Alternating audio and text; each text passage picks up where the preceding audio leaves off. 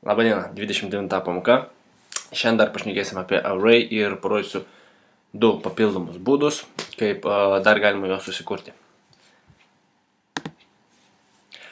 Taigi prieš akis prieita pamoka, čia vienas iš tų būdų ir šiandien išmoksim dar du. Taigi šitą būdą galima įsirašyti kaip komentarą, kad matytumėte iš tikro vienoje vietoje visus būdus. Taigi čia yra pirmas būdas. Antras būdas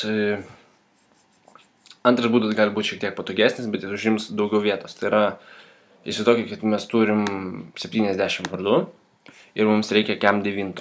Ir dabar įsivaizduokit, mes eisim 1, 2, 3, 4 ir skaičiuosim visus. Arba jeigu turim 600 vardų, ne kažką.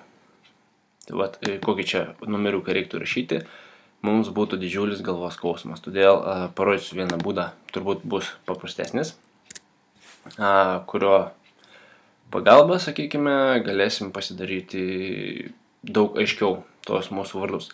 Tebūnie vėl pažaiskim su vardais. Žmonių vardai. Tebūnie tai būna tiesiog vardai. Priskirsime, žinoma, new array. Ir skirtumas dabar bus nuo pirmo varianto tas, kad mes čia įsirašysime ne mūsų kintamosius, tarkim, vardus ar kažką kitą, o skaičių, kiek jų bus. Tiksliau 4. Mes turim 5 vardus, būtent mes 5 vėl ir susikursim. Kodėl aš parašiau 4, o ne 5? Jeigu žiūrėt prie tą pamoką, jūs mane tikrai suprasite dėl šito ir, bet kokiu atveju to parodysiu. Taigi.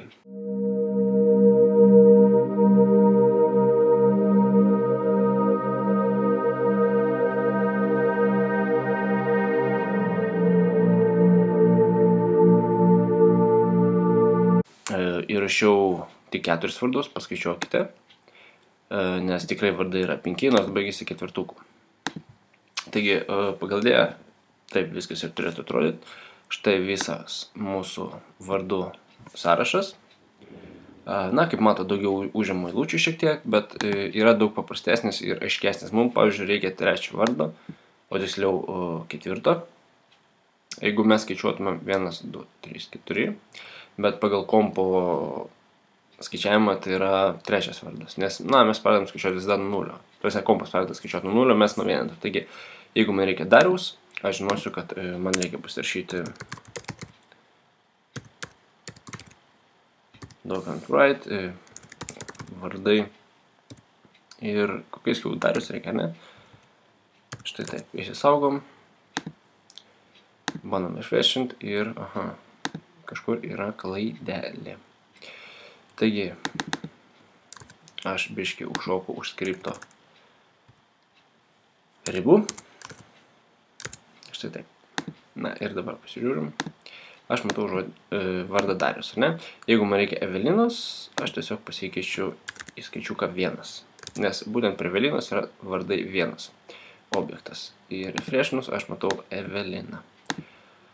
Taigi, čia yra vienas iš tų kitų variantų, tai yra antras variantas, kuris, sakyčiau, gal labiau netgi patogesnis, aišku, užims daugiau vietos ir, gal ne taip gerai atrodys, ne taip glaučiai, kaip turėtų būti pas tikrą programuotoją, tačiau pradžiai pradedantiesiems šitas bus daug paprastesnis, man atrodo.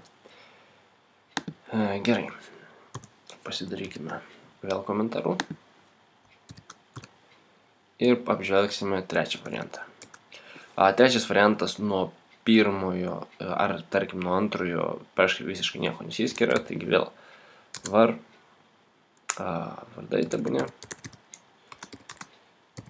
new array, tik šį kartą rašysim ir paliksim štai taip. Kodėl mes paliekam tuščią?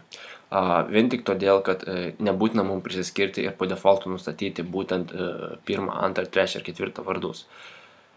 Mes galime tiesiog, kai mums prireiks, tada jį ir įsirašyti. Įsivaizduokite, kad mes kūrime programą ir mes sukūrime mūsų array objektą pavadinimu vardai, bet kol kas mes jo ir neliečiame. Mes toliau programuojam tiesiog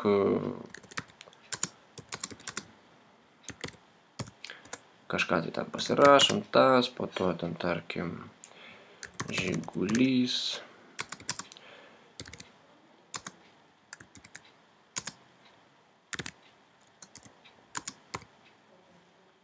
Na ir taip toliau, ir taip toliau, ir taip toliau.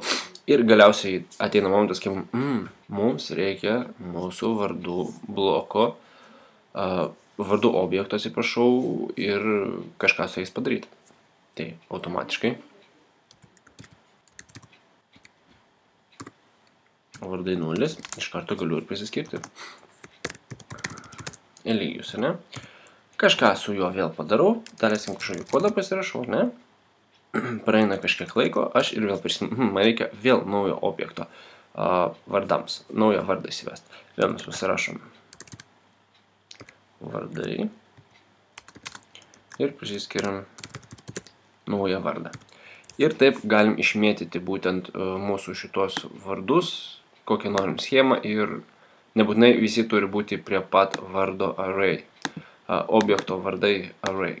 Kitaip sakant, mes galim daryti tarpus ir į juos kažką įrašinėti, neturi būti nuoseklumas. Taigi pabandom šitą variantą pasirašyti.